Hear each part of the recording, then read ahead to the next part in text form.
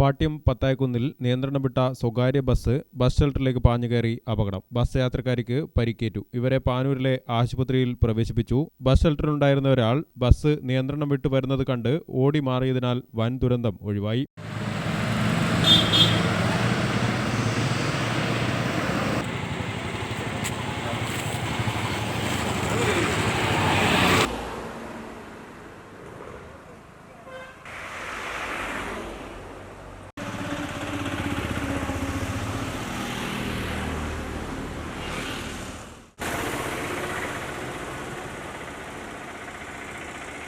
ബുധനാഴ്ച രാവിലെ 7:30 അപകടം. കൂത്തുപറമ്പിൽ നിന്നും പാനൂരിലേക്ക് പോവുകയായിരുന്ന സ്വകാര്യ ബസ്സാണ് അപകടത്തിൽപ്പെട്ടത്. ബസ് ഷെൽട്ടർ പൂർണ്ണമായും തകർന്നു. ഗ്രാമിക ന്യൂസ്, കൂത്തുപറമ്പ്.